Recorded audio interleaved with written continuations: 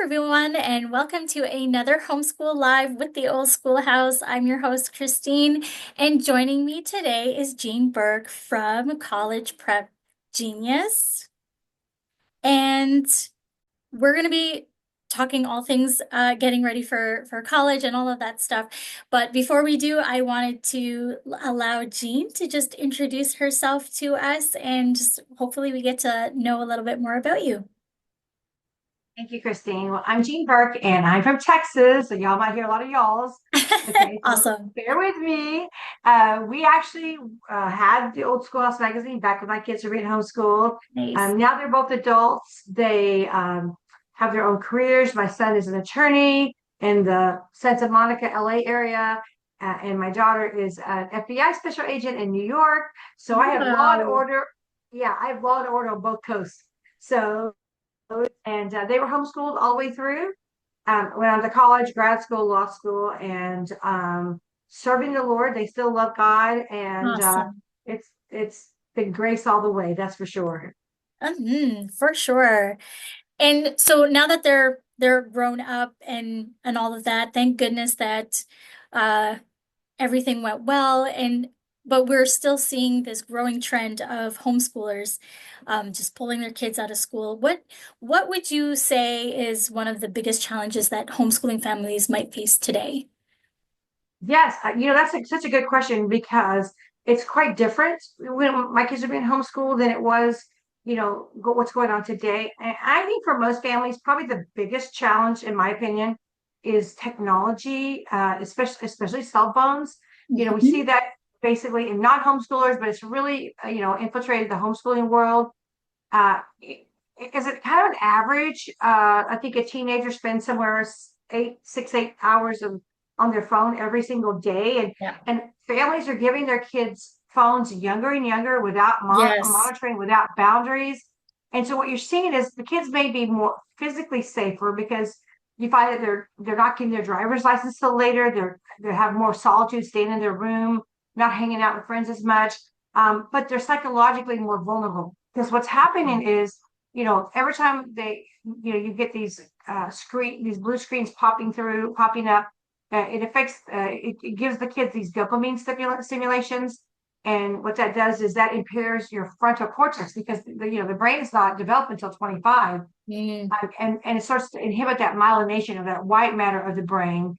And so we're certainly seeing a lot of sleep deprivation, depression, and sadly even suicide in a lot of today's teens. And so Yeah. I think finding that tech-free time, if you're going to allow your kids to have phones, maybe when they're younger, if they get one, maybe just have only mom and dad's phone and number and 911. You don't really need to be on technology, on social media. I Yeah. mean, we wouldn't let our kids walk up to strangers and spend several hours talking to them.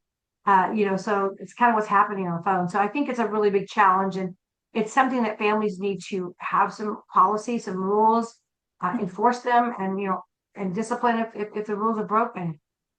Yeah, and this is something that I'm wrestling with right now too, because I have a 13-year-old and he participates in a lot of programs outside of the home, and sometimes they go away on trips, and he's trying to convince me, Mom, my friends have phones so they can call, if we're running behind and all of that stuff, and if they come back early, then he has no way to get a hold of me to get picked up and all of that stuff. And so there is the need to get him something to communicate, but it's that danger of, well, then you're going to want to be on social media, and then you're going to be, I mean, thankfully there are rules. So certain things he can't sign up for yet, but and then the games, he'll sneak and download, and there's parental controls, but it's just, I feel like I'm very anxious about it because I don't want to open that door yet. And I kind of want to, but then there is that need. So Yeah, and they don't come with warning labels like cigarettes do, yeah, and exactly. they should. And I think if parents understood the dangers of technology, yeah, there's benefits. I mean, your son could borrow someone else's phone to call. If you need to call home, I Yes. bet somebody would let you call, hey, I need to call my mom to pick me up. Can I use your phone? Yeah, you can. So I think there's that. But what happens is it's more the peer pressure.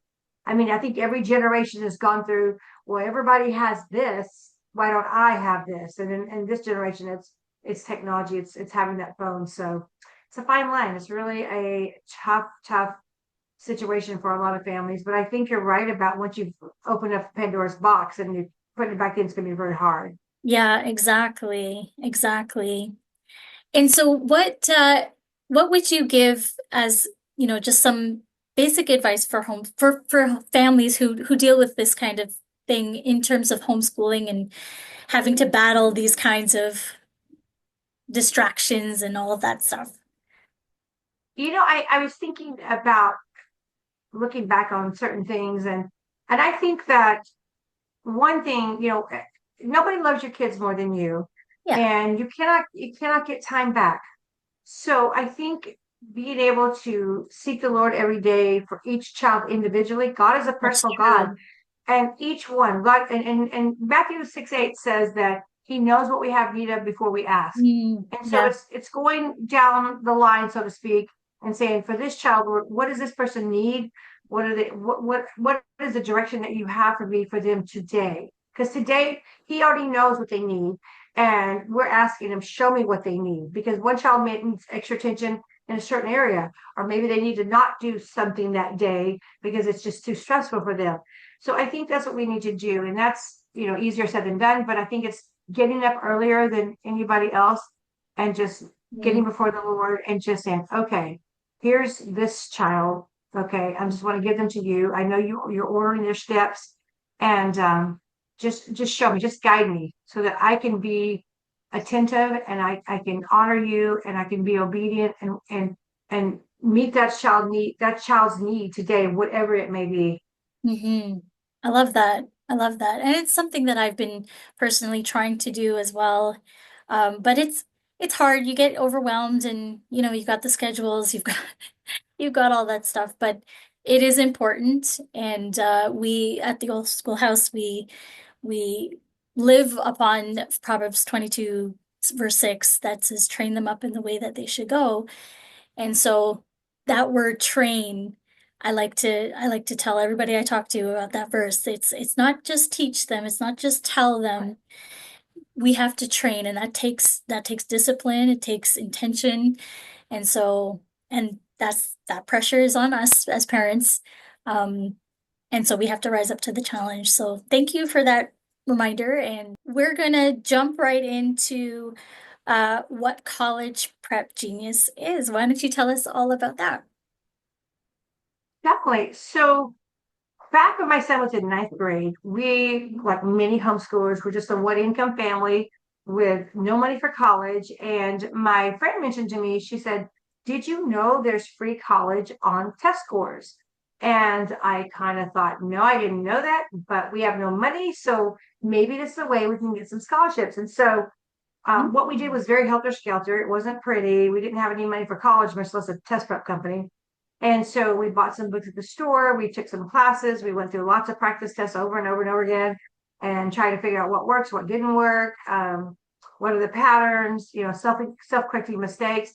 And short story long, my son became a National Merit Scholar, and we ended up throwing away 7 trash bags of college offers. And this was over a Wow. year's this went over a year's time. My mailbox kept filling up with letters from colleges all across this nation saying, hey, Josh, come here and I'll give you a full ride. And another college might say, well, Josh, come here and I'll give you a full ride and I'll pay for grad school, and I'll give you money to study abroad in another country. Some offers were new computers. There was spending cash. I mean, honors dorms.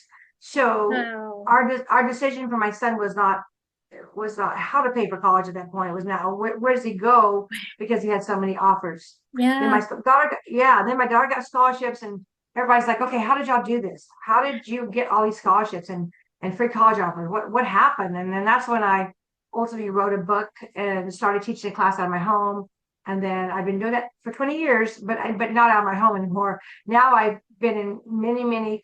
I teach in many schools, public, private, parochial. I've taught all over the United States and several other countries on how other families can do this as well. Wow, that's amazing. So you mentioned a book. What is the name of your book?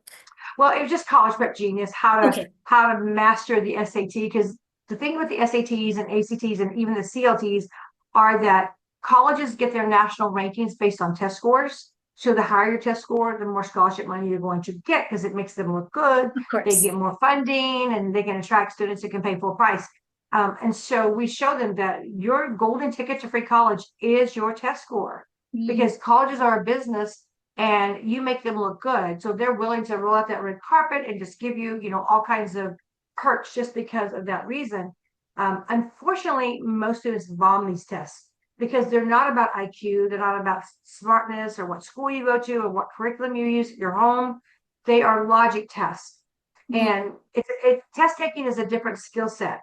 So Yes. once kids understand that, they can use those skills for lots of other tests as well, even law school, grad school, med school, just the list goes on. But the the even the valedictorians can bomb a test Mhm. because the questions can be purposely misleading and the wrong answers can be very appealing. And so, Mm, if you don't understand that what they're testing your thinking skills, you're probably going to fall for the trick answers. mm.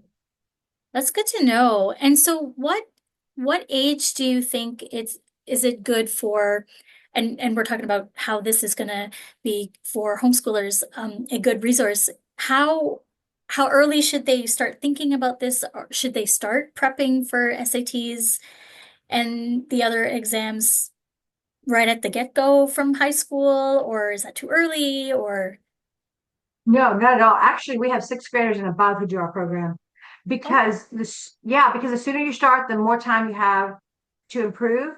And also, as kids get into high school and they get later on in high school, they're just going to get so busy with more school, more homework, part-time jobs, sports, friends, clubs, driver's ed.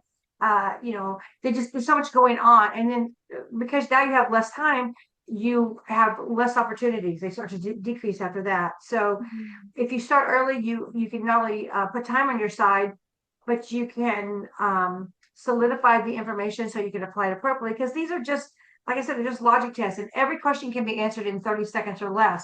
But that takes time to learn that. You just can't shortcut the shortcut. You've got to learn it. You got to do the work.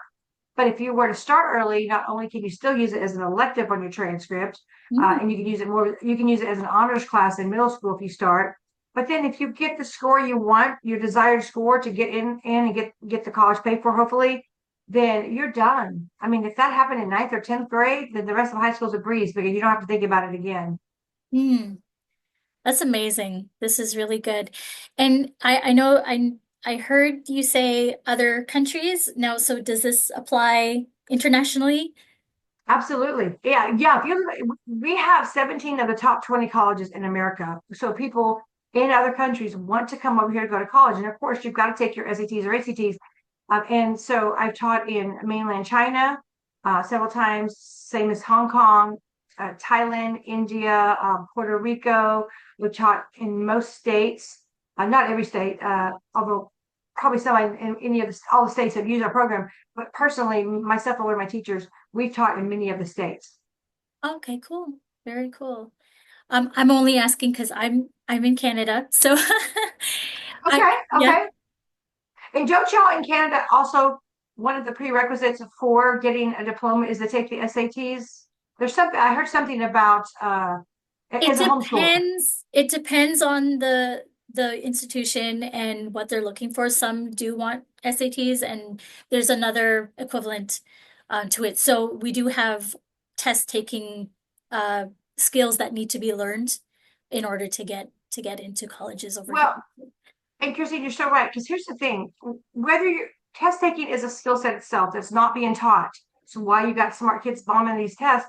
But our kids are going to be tested all their life, not just to get into college or go to get scholarship money, but if they go on into the military or if they go into the trades or at their job someday, they're going to be tested for certifications. Or like nurses and engineers tell me all the time, every 6 months we get tested, and it's not about our degree. It has to do with our critical thinking skills and how well we can answer questions under pressure in a short amount of time. And so standardized tests have standardized questions and standardized answers. And so if you're testing everybody at your job or at your company, they're all different ages, they have different backgrounds, they went to different schools, so they can't test you on content. That's why you Mm, can't yeah, study for these tests. You study the yeah. tests themselves. they have to test you on your reasoning and thinking, critical thinking skills. Right. That's really good. And so how would just, walk us through a typical process of getting into the program or for a homeschooler and how long it would take and all of that. Sure. So to do our program, so we have courses that walk you through how to beat the SAT, ACT, PSAT, CLT. Now ACT is changing this year, so we'll be redoing our program in once they come out with a new test in September. But every college takes SAT or ACT, and about 300 colleges will take the CLT, and it's very parent driven. So we have like self-paced courses. That's where your students will do it at their own time. It's designed for 12 weeks. So you can do it in the semester. You can give your student a half a credit if you do it straight 12 weeks. My younger kids might take 2 or 3 weeks on just one lesson. But we walk you through the math, the reading, the writing. We show you why the right answers are right, why the wrong ones are wrong, how to find the recurring pattern to where the answer is found. And so you learn the digital tools by doing it with pencil and paper and a highlighter, and we show you how to mimic that on the actual test. Okay, cool. That's our self-paced course, and that can and that all your kids can use that program. Then we have our virtual classes where we have actual teachers who will teach the students in real time online, and some kids prefer that because you've got instant feedback. You can ask questions, and you're able to interact with the teacher. And then the last thing we do is we have where families can host my class. When I've gone to, like I said, when I've gone to other countries or other states, or my teachers as well, it's because people have contacted us and said, we would love your program here at our school or in my homeschool group. And will you come and teach in person in a classroom setting? And we have a minimum, here in the continental US, it's a minimum of 10 students. Okay. Canada or other countries would be different because of the flight and the hotels and all that. Sure. Yeah. But there's a minimum of students and then a place to teach. So it's whether it's your church, your library, a school, Right. community center, it doesn't matter. And then myself or one of my teachers would come and do a real intense 2-day boot camp. It's a lot of fun. The kids walk away excited, motivated, confident. Awesome. And they'll also get our self-paced course as a bonus so they can go back over everything. Oh, nice. Uh, That's great. And so tell us where's the best place to find all of this information, and we'll make sure we'll add that link in the comments. so you can go to collegeprepgenius.com Okay. and you can email us at info at collegeprepgenius.com. We also have a phone number, 817-282-7737. The other thing too is if you are interested in hosting a class, there's a page that says host a class, and you can just put your name and your email in there. But we'd love to help your kids, be successful and not, it takes the average student 20 years to pay off college debt. Mm, That's 2 decades of your that's life. a lot. Yeah. There is no college worth that, and that is a lousy investment. What we're seeing is a lot of kids today, a lot of graduates today from college. They're unable to get a mortgage, buy a house. They're delayed in having kids and Yeah. and families and stuff because they're so crippled with debt. Yeah. And you don't have to do that. There's just so many ways to go to college for free, and that test score is the golden ticket. And it really doesn't have anything to do with your income, whether you're low income, middle income, high income, doesn't matter. This is all based on merit because ultimately higher test scores equal more scholarship money. Wow.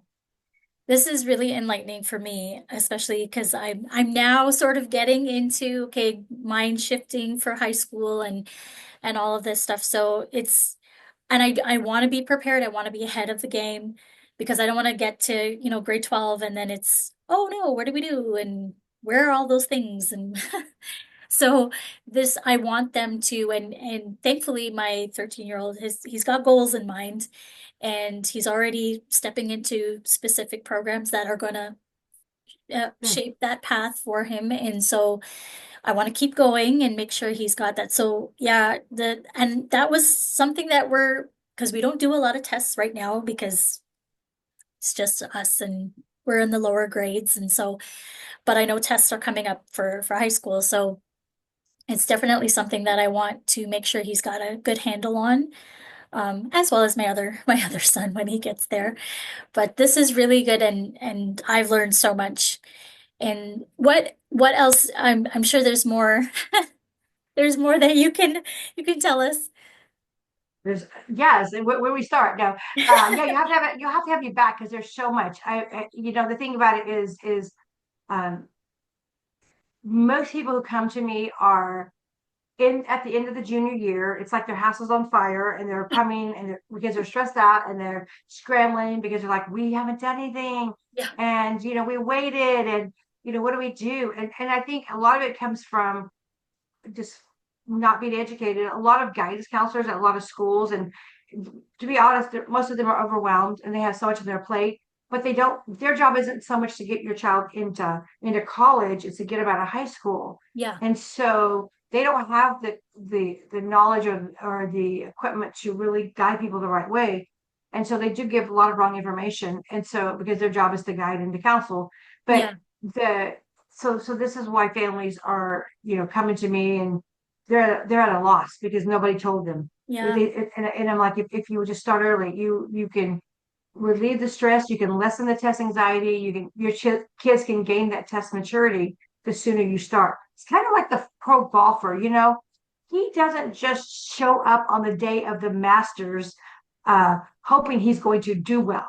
He has been on that course many, many times over many months, many years, practicing and getting to know it. And then when he does qualify for the Masters, he is ready to go.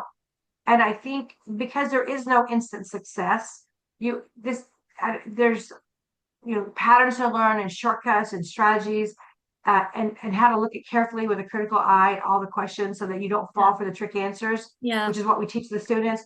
But that takes time to learn, and that's why you can take test prep as an elective in a classroom, and it's a separate class from all your other classes. Your math, your science, your hmm English, hmm which our kids need. They need all those core classes, absolutely. But none of those things are going to get you a free ride to college, you yeah, know. yeah. And so it's something that it's almost a disservice if we don't add it in for our kids because they're going to be tested. And I think even if you have a child that says, "Mom, I'm not going to college," well, first of all, kids change their mind.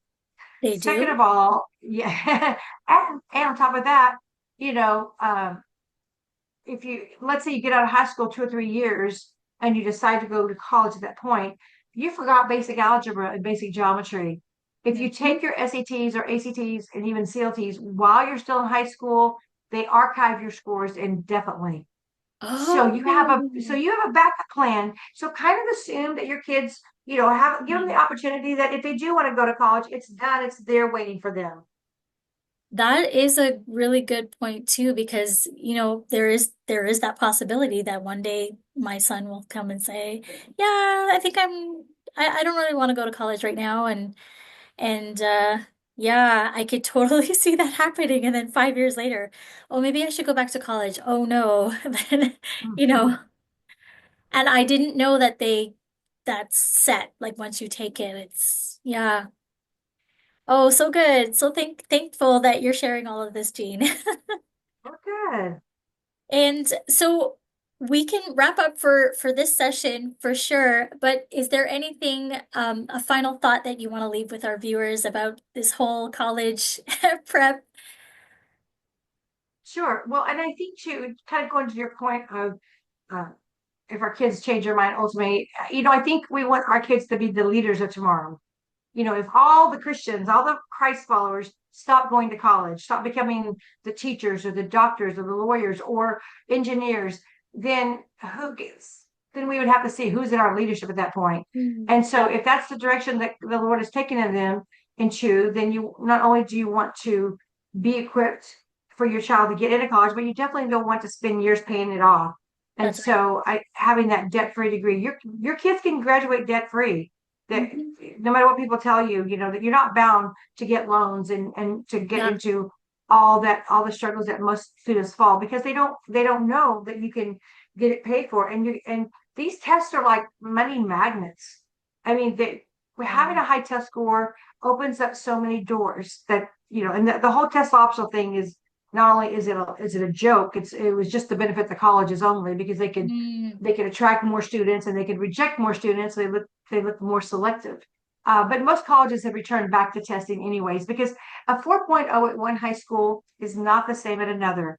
Every school calculates their scores yep, differently. So the only fair way a college can compare a homeschooler versus the public or private school student is an SAT or ACT because it levels the playing field. right, Because right. as a homeschooler, they can look at our grades and say, well, how do I know you didn't make that stuff up? Yeah, How do we know these are not just a bunch of mommy grades? yeah. And so our test scores validate our transcript and gives us that credibility. Mm, this is good. I'm taking notes, and I hope you who are watching are taking notes as well. And so I'll just say thank you, Jean, for sharing all of this valuable information with us. And I do hope that those of you who are watching definitely hop onto College Prep Genius, and we'll make sure all the links and information are in the comments. And hopefully we can see you again, Jean. And thank you again, and thank you all for watching. And we'll see you again for another Homeschool Live. Bye.